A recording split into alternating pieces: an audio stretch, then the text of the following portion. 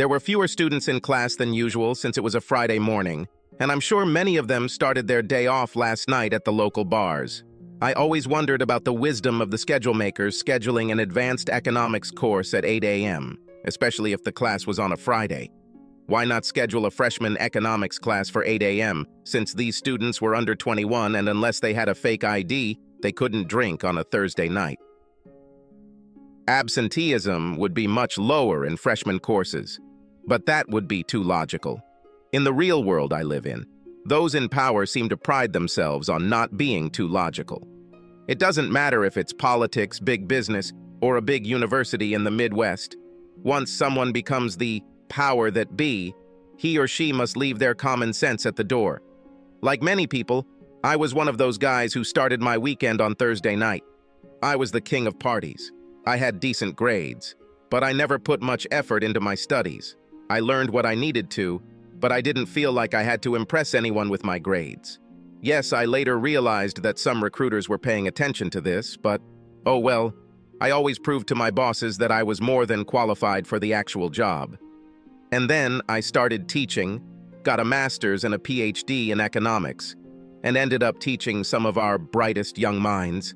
I was an assistant professor for the last 2 years, made good money, had a great schedule, and life was good. My wife was a mid-level bank executive who took a few years off while our kids were babies and returned to work when they both started school. My son, Jeremy, is 9 years old, and my daughter, Sandy, is 7 years old. My 10 a.m. morning class was a freshman class, and it was well attended. This was my favorite class to teach because at 18, most of these kids were like sponges, ready to soak up knowledge. Additionally, there were several students in the class who were not economics majors, as most majors required economics as a required freshman class. I really enjoyed instilling basic concepts in journalism and history students who I heard complaining about having to study economics in general. All I need to know is how to write, not how to decide how to spend money. I heard one of my journalism students say at the beginning of the semester, "Hell, you can't be any journalist today if you don't understand basic economics." My one evening class was also an advanced class, but since it started at 1 p.m., the undergrads did show up, although most of them were hung over. But for this class, they were the best of the best intellectually, so even with a hangover, most of them were probably functioning better mentally than most of the general population. It was a great challenge to teach these kids, especially because I was one of those journalists when I started about 100 years ago. There are never any students coming into the office for help on a Friday afternoon, so as usual, I went home around 3. The kids showed up at about 3:30, and after a few minutes of laughing and goofing around, we started making dinner on Friday night. This was our daily routine, and we enjoyed each other's company while preparing for my wife's arrival at about 5:30. We would usually cook a pretty big dinner, and the 4 of us would celebrate the week as a family before the crazy weekend began. Tracy walked in around her usual time. The kids both squealed and ran up to hug her. I stood behind, watching and smiling, waiting for my turn. She was wearing a dark blue business suit, nothing fancy. But I stopped breathing for a second when I first saw her. It didn't matter what she was wearing. She always gave me that reaction the first time I saw her after the breakup. She was simply stunningly beautiful, at least to me. After she kissed and hugged the babies, she came to me and we kissed passionately, as we always do after any separation. "Please, you two, get a room," said my son, who always looked visibly uncomfortable whenever Tracy and I got physically intimate in any way. Ah, the innocence of a 9-year-old. Tracy was the same age as me, 35, 5'5", beautiful and smart. She had long blonde hair, piercing blue eyes, and despite having given birth to 2 children, her figure was probably still more than beautiful. She attended our gym regularly and rode her bike 20 to 30 miles a week. I was an incredibly lucky man. And then the world came crashing down on me. Since it was the weekend, the kids had to go to bed before 10. After they went to bed, Tracy and I lounged on the couch for a while. After a few minutes, we were both naked and had to stop and move into the bedroom so we could at least close the door. An hour later, we were huddled together, breathing heavily, both sweating. God, how I loved this woman and how I loved loving her. Roger, are you still awake? Roger? I was hugged behind Tracy, and she could feel my steady breathing, indicating that I was either asleep or not far away. I perked up a little when she spoke. I'm awake, babe. What do you need? Almost the greatest show of love you could ever give me, she replied softly. Now I was intrigued and woke up. You know how depressed Karen was about not being able to have children with Dave, especially since he's the last man in his family tree, right? She began. Do you want to talk about it now? I asked. I was more than puzzled. Karen is Tracy's little sister, 3 years younger to be exact. She was told that, unless it was a miracle, she would not have children. Her husband, Dave, a guy I don't really like, has some royal Hungarian blood and thinks he needs to have male offspring to continue acting like royalty. She just goes to work, comes home, and mopes around the house. I offered to consult with her, but she did not agree to it. It's getting really bad. Well, we think we found the answer to her depression and the end of Dave's family. I'm carrying the baby for them. At that moment, I sat down. I'm pretty sure my mouth was open. Looks like we actually discussed this. Wait, what? You know she can't practically produce viable eggs, and probably wouldn't be able to carry to term even if she could produce eggs. But I can produce eggs, and I have 2 children to prove that I can carry. Full term. I love my sister very much, Roger, and for her sake I could carry another child. It will be their child, hers and Dave's, but I am carrying it for them. That means no sex. At least no vaginal sex until I'm confirmed pregnant. I'll have to stop taking birth control until then, and we can't risk you becoming a father instead of Dave. It could take a few weeks, maybe a few months. Stop, break, I interrupted. Intrauterine insemination immediately. What are you talking about? The answer hit me like a brick to the head, and as the realization sank in, Tracy lowered her eyes. You mean have sex with Dave? What are you talking about? It's a way to connect us all, Tracy explained. Karen and I don't want to be clinical. We want it to be about love. Karen will be in the room with us. And I'm sure Dave is not against this decision at all, I screamed. Well, he agreed with us, but it was a decision we all made, Tracy replied. It was a decision you all made. No one asked my opinion, I blurted out. How can this be about love for me? I was already standing next to the bed at this time. In fact, I was walking back and forth. I might agree with you carrying a child for them, but I don't agree with you having sex with Dave, even if Karen is in the room. That won't happen. I don't care if it makes Karen happy or if Dave's line continues. It won't happen. Tracy looked at me like I was a petulant child, slowly shaking her head from side to side. It's not something that love can't overcome, honey. Once you get over your initial jealousy, we can go back to our relationship. Nothing has to change. It will just be sex. And I know you love Karen and Dave, and they will be forever happy and grateful. My mom and dad are so excited they can barely contain themselves. Have you discussed this with your parents yet? Everyone seems to agree, except for your soon-to-be cuckolded husband. Am I to understand? It won't be like this, Roger. Once I get pregnant, it will be just you and me. You're the only one I love. Don't make it more than it is. You always trust me when we disagree on big issues. You always let me make the final decision, and haven't things worked out well for us? It's a lot more than letting you buy a brown sofa for the living room or choosing to go on vacation to Hawaii instead of Brazil, I said. For some reason you think my opinion was unnecessary, but that won't happen if you expect to stay married. Think about it a little more and I am sure you will accept my way of thinking. Next week is the most fertile. I was stunned, to say the least. I knew I wouldn't be able to sleep, so I turned on the light, got dressed, and left the house without saying a word.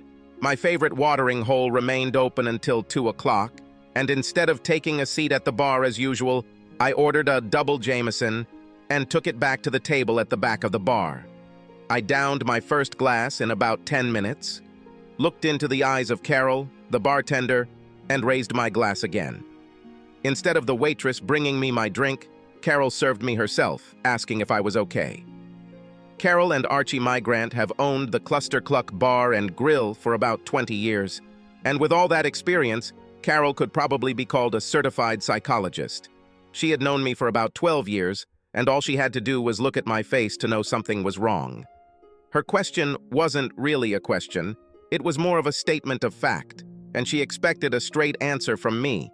I couldn't lie to Carol and gave it up in the next few minutes. She looked at me carefully and smiled tiredly. She looked at Archie, who had replaced her at the counter, and raised a finger.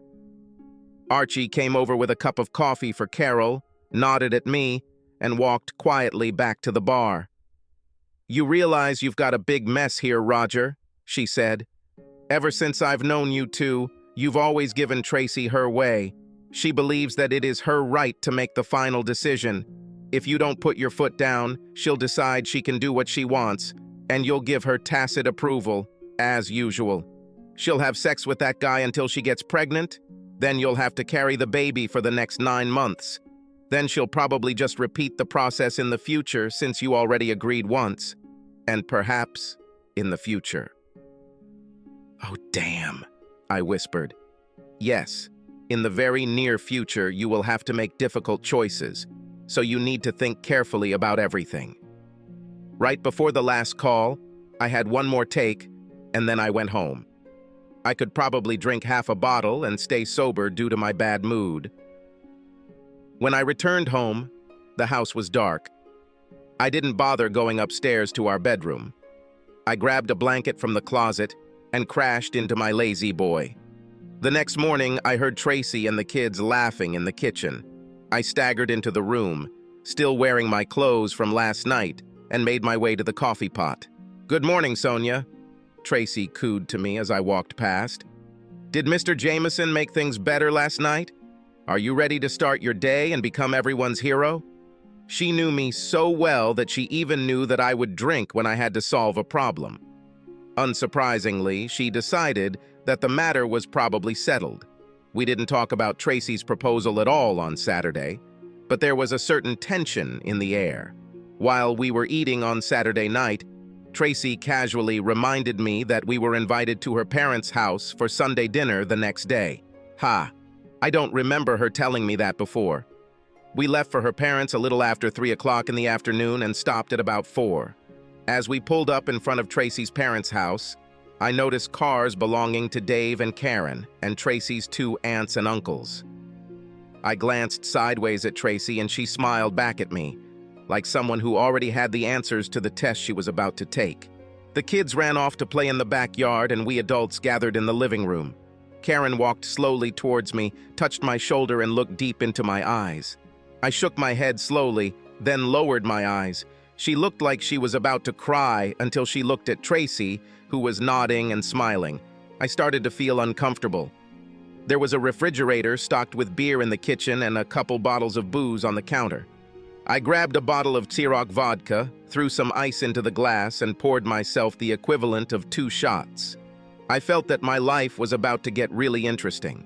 I shouldn't have been surprised that my mother-in-law started all this. I was married to her daughter for 13 years, and she still hated me. I was not who my in-laws wanted Tracy to marry, and they made that clear on multiple occasions.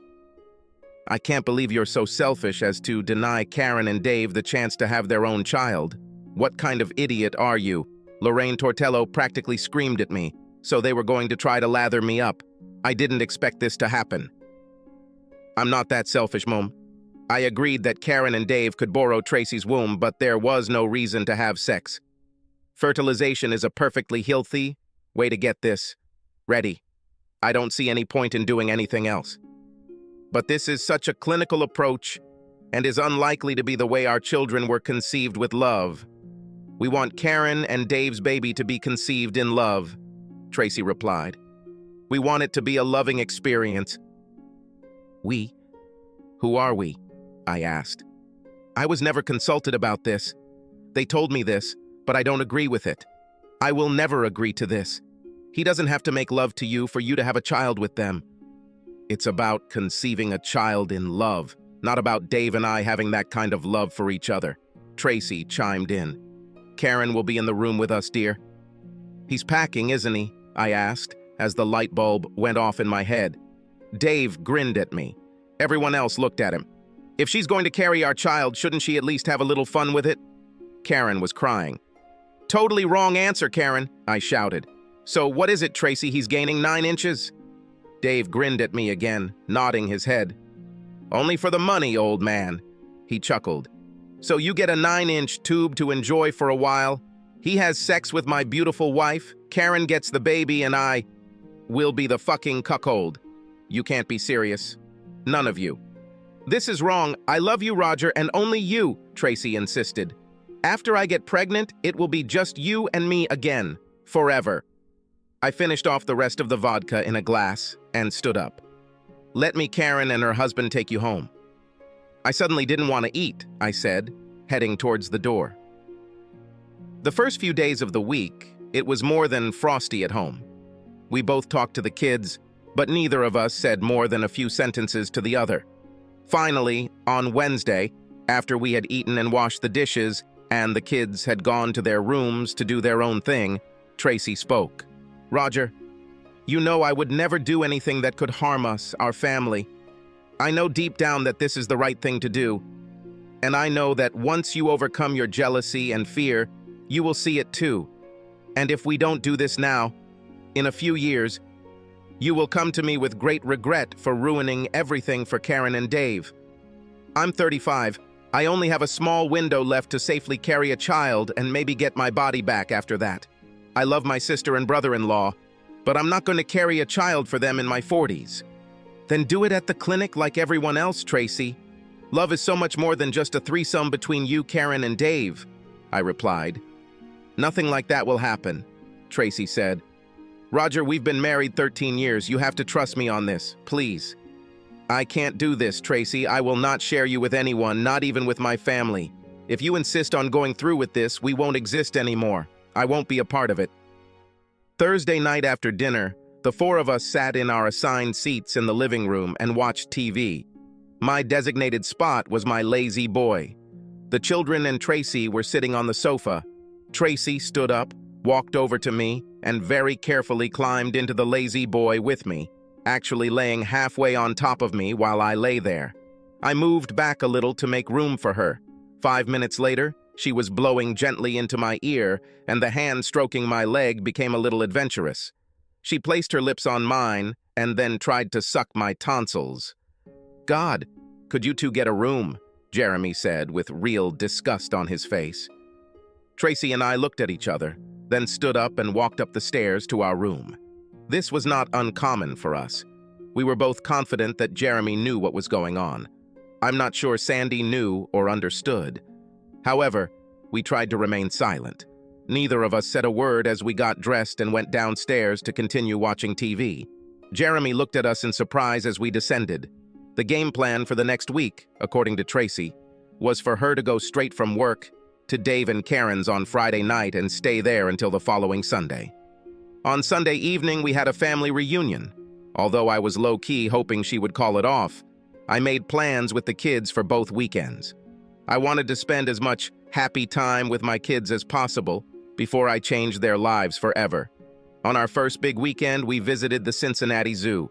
All the kids knew about Tracy not being with us was that she was helping Aunt Karen and Uncle Dave with a big project at home.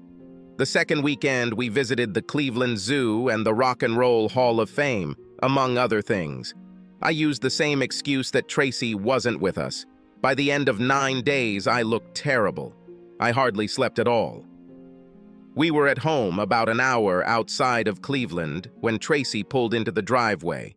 The kids ran out of the house to greet her happily, chatting about our wonderful weekend. After she left her bags by the stairs, Tracy came into the living room to greet me since I didn't greet her as usual. I didn't put the chair down, I didn't get up, and I didn't kiss her. She stood at the foot of the chair for about 5 seconds, looking at me. My inaction did not go unnoticed by her. "So this is how it will be?" she asked. "Are you really going to play the injured party, Trace?" I snapped. "Against my expressed wishes, the 3 of you go on a 9-day sex festival to impregnate his child while I look after our children and pretend everything is fine. This is not love as I understand it." How many times have you let him have sex with you? How many times have you given a damn about me and the kids? I wasn't put here to be anyone's punching bag, diss rag, or cuckold.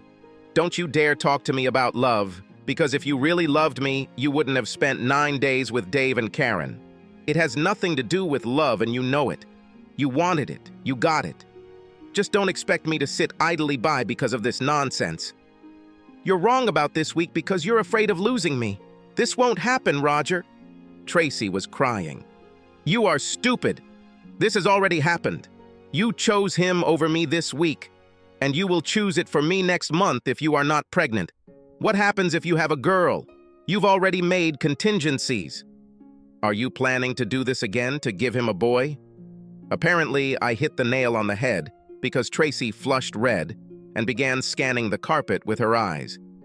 Damn it, how could you do this to us? To me? Our family? Tracy took a few steps back as I scolded her. I had never said anything like that to her before, and I could see the fear of understanding on her face. This problem wasn't going to go away with her pouting face. So you're trying to turn the kids against me by being a fun parent? Tracy asked, trying to change the conversation a little.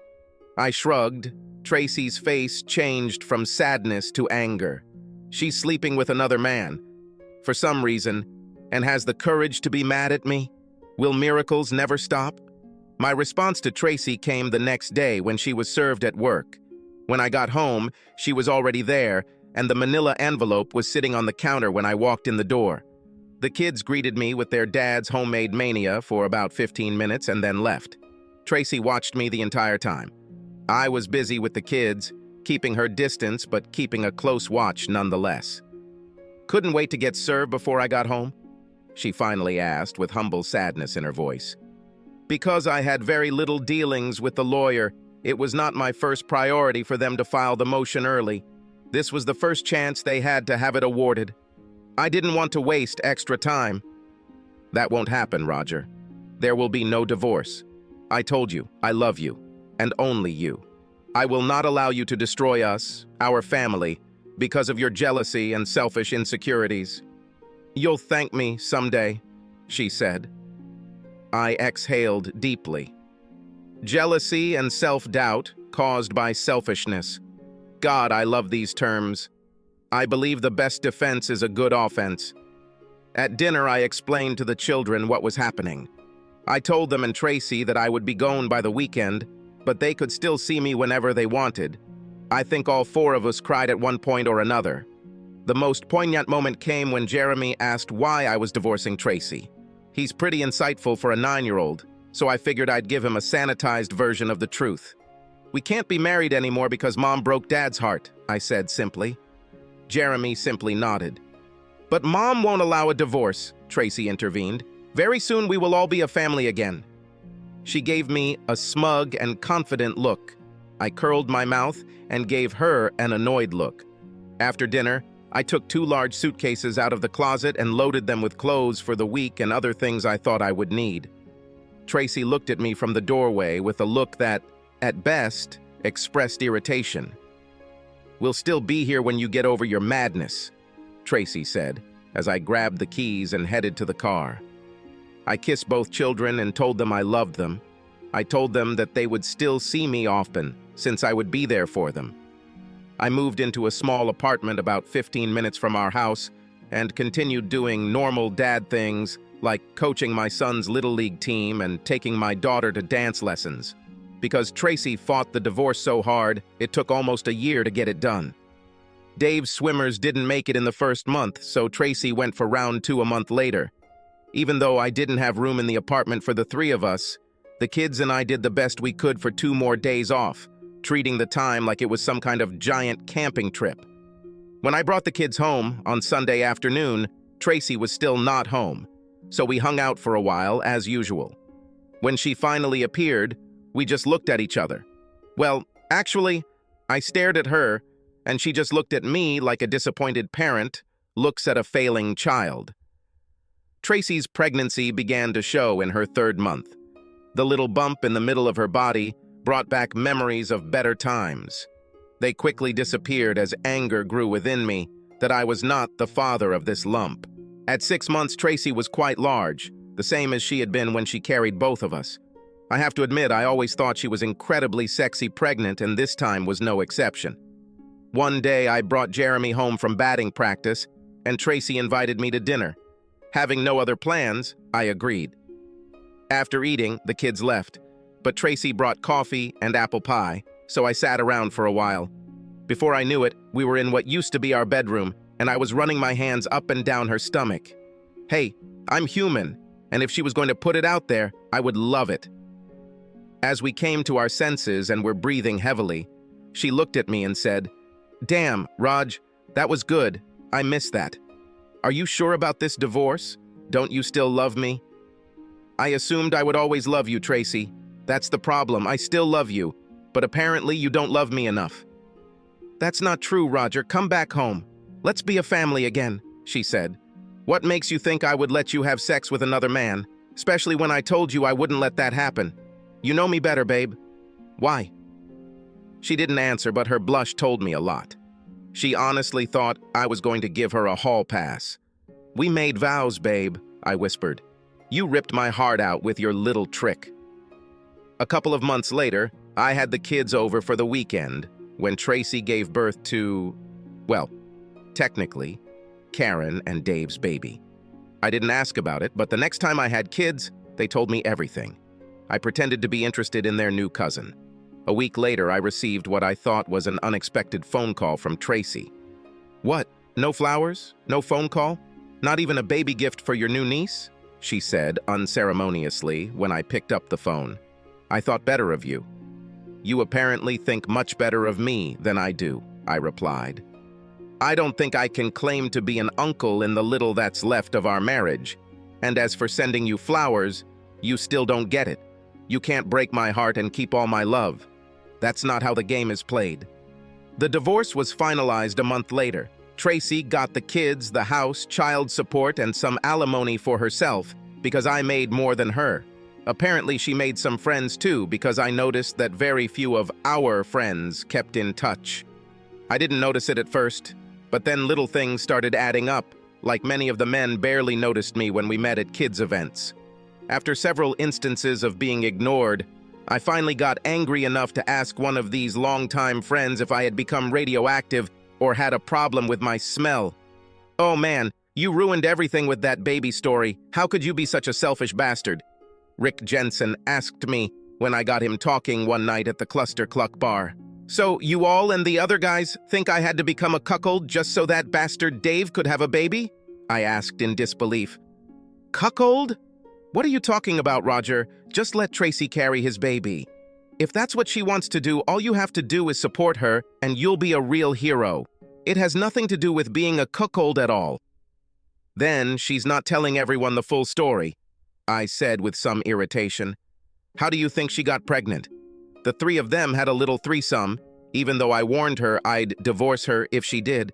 She just doesn't think she could do anything wrong. Damn it! Seriously? He exclaimed. Well, screw it. Looks like a lot of us owe you an apology. Within a few weeks, almost all of our former friends called me to apologize, and suddenly I had a social life again. But things really warmed up for me when the next Little League season started. Since I'd always been married before, I never paid attention to all the single moms watching their kids at games. But now that I was single, it seemed like 1 in 3 women at games wasn't wearing a wedding ring. I received a new phone number after every game. Tracy didn't show up for Jeremy's first 5 games of the season, but she was in the stands for Game 6. I always coached from third base, and as I crossed the field to get back to our dugout at first base, she was sitting about halfway up in the stands, looking more than a little hot in shorts that were probably a little too short and tight for this crowd. I tried my best not to stare, but I know she caught me looking at her great legs. In fact, it seems like she's been watching the way I look at her throughout the game. I knew it was awkward, but I just couldn't help myself. She even winked at me a couple of times, and if I could have, I would have hit myself. We won the game 6-3, and Jeremy hit a couple of shots. Right after the game, I was talking to a couple of parents about heading to the ice cream stand to get some ice cream cones for the kids to celebrate when I noticed Tracy heading towards me.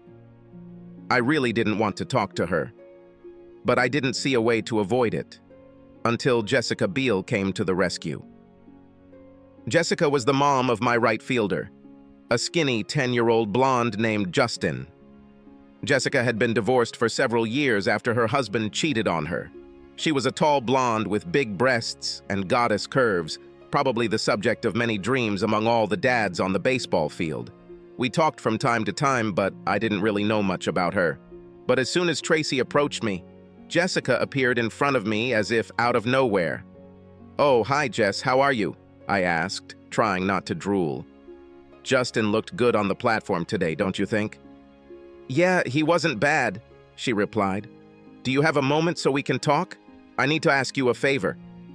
"Well, if you'll excuse me for a moment," I said to the parents I was talking to. "How about you come to my office?"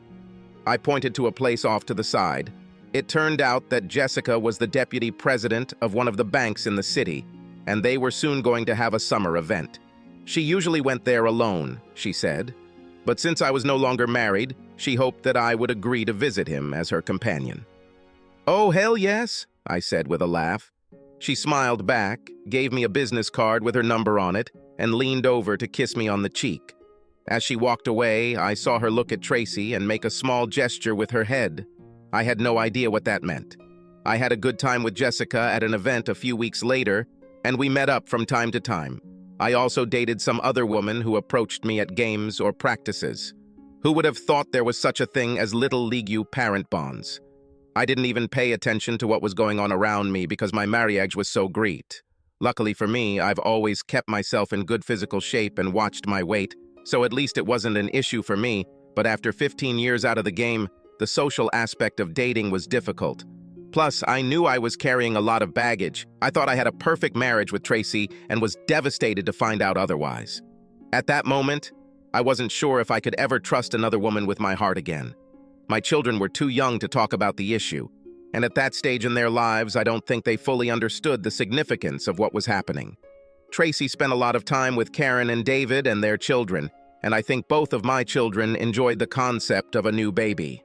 I, on the other hand, saw the child as the physical embodiment of Tracy's betrayal, and although the rational part of me knew that the child was not to blame, I still wanted nothing to do with him. The rest of Tracy's family thought the baby was golden, but I was still considered unreasonable.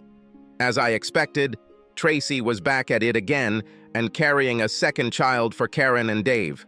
At least she had the decency to appear guilty the few times I saw her over those 9 months. Jeremy and Sandy told me she had another girl. I have to admit, I smiled to myself in celebration. Tracy and the kids, and Karen and Dave and their kids, moved into a larger house in the same area. So with my half of the proceeds from the sale of the house Tracy sold, I was at least able to move into a larger apartment, which made it easier for me to deal with children when they stayed with me. Even though we had children together, there were long periods of time when I didn't see Tracy, which was fine with me. And the kids and I didn't talk too much about what they were doing in their house, as I preferred to live in the moment and create my own memories with my kids. So I guess I shouldn't have been too surprised at Sandy's dance recital a couple of years later when Tracy walked in looking like she was pregnant again. She never lost all the weight after her second child with Karen and Dave, and in truth, she looked stocky, uncomfortable, and tired. She must have noticed the surprised look on my face because instead of staying away from me, I think she felt like she needed to explain herself to me. Remember when I said I wouldn't carry a baby for Karen and Dave when I was 40? Well, apparently I lied. They persuaded me to try again to have a boy. I'll be 41 when this baby is born. She said, "What you do for love?" "Yes," I replied with a lot of sarcasm in my voice. 6 months later, Tracy gave birth to Karen and Dave's third girl. I admit I poured myself a large glass of Glenmorangie single malt to celebrate. About 6 months after that, I was sitting with some buddies sampling tequila at the Cluck on a Friday night when Karen walked into the bar with a couple of friends. We noticed each other, and I gave her a small wave, then continued talking to my friends as she walked to a table in the back. I didn't think much about it until about 90 minutes later when a clearly drunk Karen sat down in the empty chair to my right at the table where my friends and I were drinking. Judging by the fact that she smelled like she was wearing a gin-based perfume, I figured she had at least drunk too many martinis. "Thank you so much for ruining my life, you damn Boy Scout," she said in a voice loud enough for half the bar to hear. "If you had just accepted the baby and not divorced my sister, Dave and I wouldn't have gotten a divorce and I wouldn't have ended up with her 3 brats." "Whoa, baby, what the hell are you talking about?" I asked defensively. "She was just going to get pregnant with his baby, that's all, and then carry the baby. But no, Mr. Scout divorces her and she ends up with me and Dave, and he entertains her about half the time, and what can I say? Nothing, because she's going to give birth to our baby. But tonight I come home from work, and they're already in the bag, and he tells her he loves her more than he loves me. So now I'm alone, with 3 kids running around and a husband who loves my baby sister more than me. His wife of 15 years. And all because you simply didn't let her have sex with him for a week or 2. You're a selfish idiot." The bar got pretty quiet as Karen blurted out her story. I was pretty sure everyone was looking at the 2 of us. I motioned for Carol at the counter to give me another shot of Don Julio and another martini that Karen was drinking. Carol brought us our drinks in record time and advised me to control Karen's outbursts, or she would throw her out of the bar. Karen is 3 years younger than Tracy at 38 and would have compared well in looks and body to my ex-wife until Tracy grew older and had 3 later children. Karen leaned towards me, holding her drink, when she apparently decided that the rest of the bar patrons needed to hear the rest of the story, so she began to raise her voice. Caught between a rock and a hard place, I did the only thing I could think of to shut her up. I kissed her. But this is not just a little kiss. I opened my mouth wide enough to match her open mouth, and when I touched her lips, her tongue practically jumped into my mouth. I met this challenge head-on, if you will, and responded in kind. 30 seconds later, we were in my car and heading to my apartment. I have no rational explanation for what followed. Damn it, Roger, do you do this to all your women? Or was this some kind of revenge sex scenario we just played out? It was fucking amazing. Dave had never done anything like this to me before. That was... Thank you. I lay there with Karen curled up on my chest just like Tracy did. I stared at the ceiling, trying to understand why exactly I did what I just did. I'm sure part of it was revenge, but I know part of it was pure lust. I know deep down that I still love Tracy, at least to some extent, and Karen was as close as I could get, without all the baggage. Oh yes, I know there was some baggage here.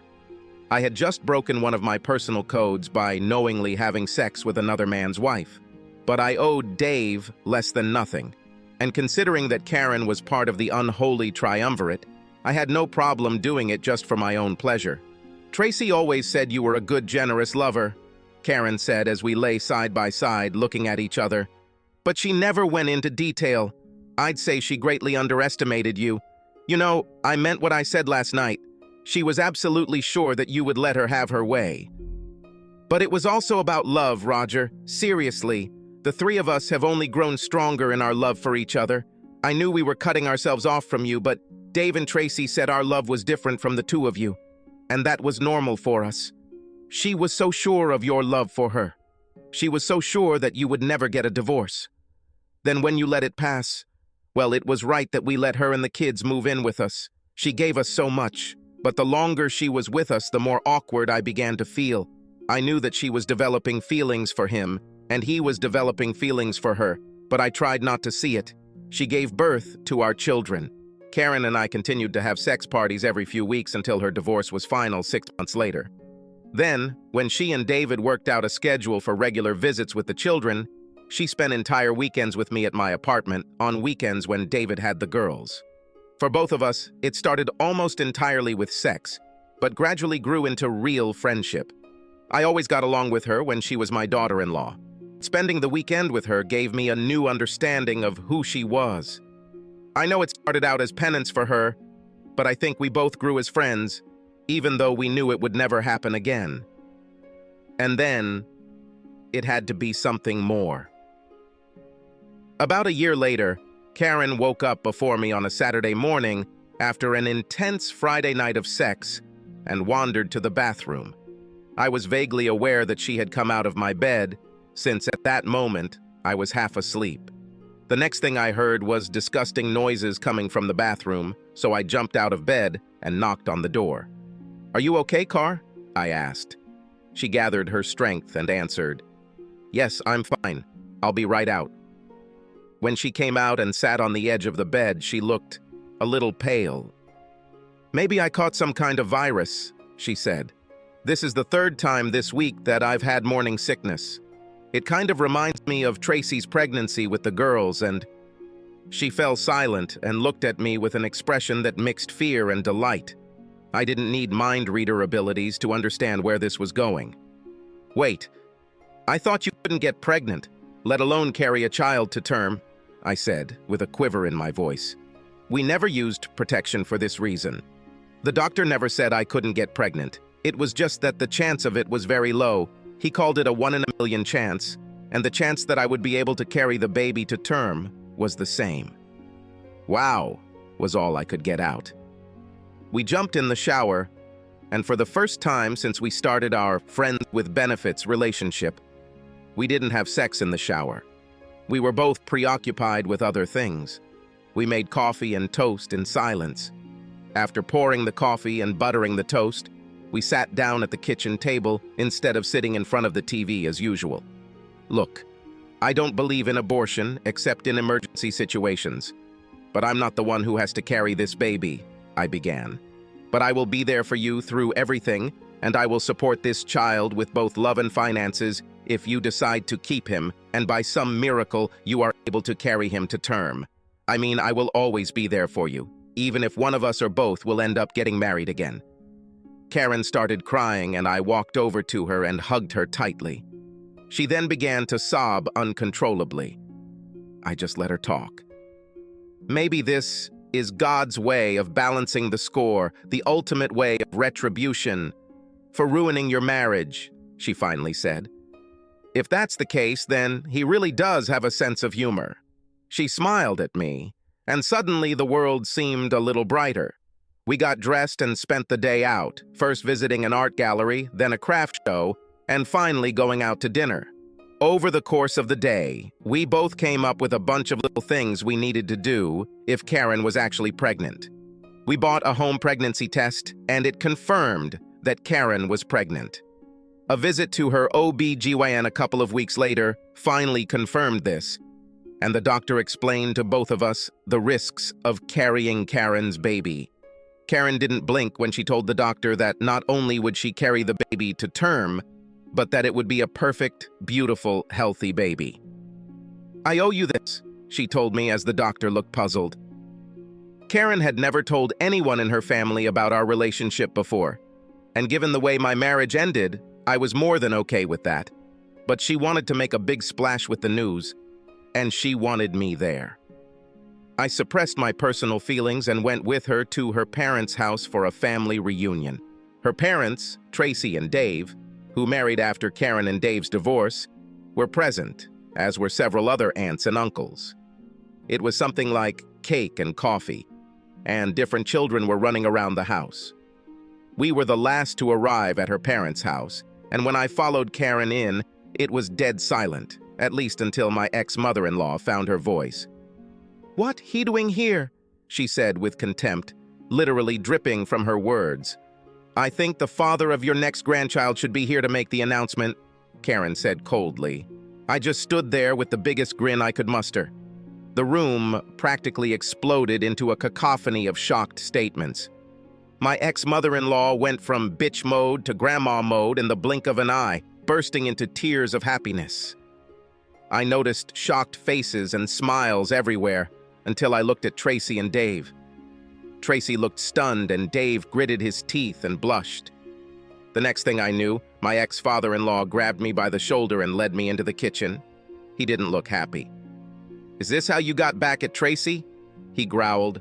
"Wow, wow, wow! Take it easy!" I snapped at him.